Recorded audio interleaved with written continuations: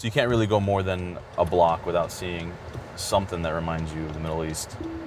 Hamza Abdul Qadir grew up near Bridgeview, about 30 minutes southwest of downtown Chicago. The city is home to the largest Palestinian American population in the country.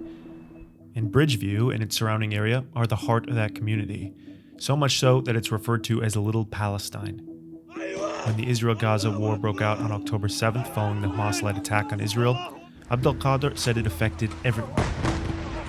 When October came, it kind of shattered my world in a sense, because at first it was like, oh, here we go again. Every time this happens, we're glued to the TV because it's our home. But quickly, and I mean much quicker than before, we realized this was different.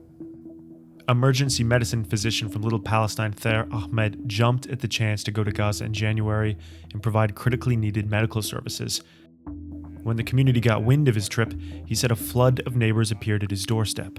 People are asking, how can we help? What can we bring in? Just tell us. It was so important for them to be involved in anything that could help give relief to people who looked like us that were in Gaza. Residents brought this kinship to O'Hare Airport in August to welcome Khalil, a 13-year-old boy who was injured in Gaza and lost both of his legs. That same week, Vice President and Democratic presidential nominee Kamala Harris announced Tim Walz is her choice for VP. Harris's boss, Joe Biden, has been outspoken in his support for Israel. His administration has sent money and weapons to the Jewish state and vetoed UN calls for a ceasefire. The U.S. also sent aid to Gaza, but residents here say it's not enough. Harris and Walz will lead Democrats to Chicago at the end of August for the party's national convention. And as the war enters its 10th month, the number of dead reported by the Gaza Health Ministry nears 40,000.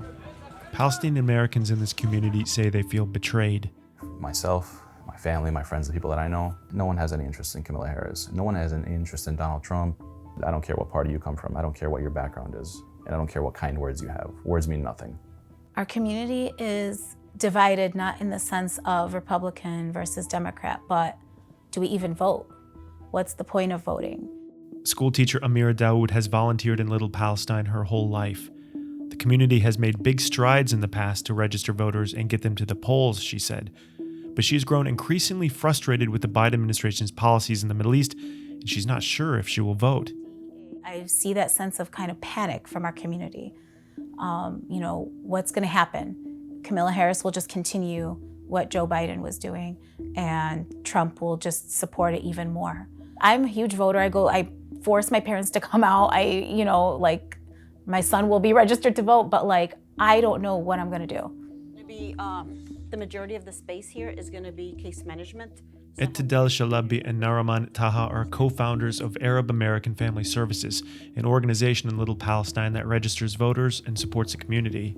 They started their business just months before the 9/11 attacks, when mobs of people would march into Little Palestine, threatening its residents. We thought 9/11 was a tough one where people felt like, oh, I don't want to vote. I don't want to register to vote, and I don't want to vote. This one is even tougher. What's the point of voting? No matter how betrayed we feel, we cannot not vote. We have to vote, and we have to start being even more strategic about who we allow to come into the community, who we allow to promise us, and not be accountable to those promises he or she makes in the future. Gaza is not one issue or one policy thing. It's a reflection of the failures of foreign policy. It's a reflection of the sort of otherness, or the fact that we're being dehumanized, that it's like this turning point for so many people who are like, enough is enough. There are things that need to change.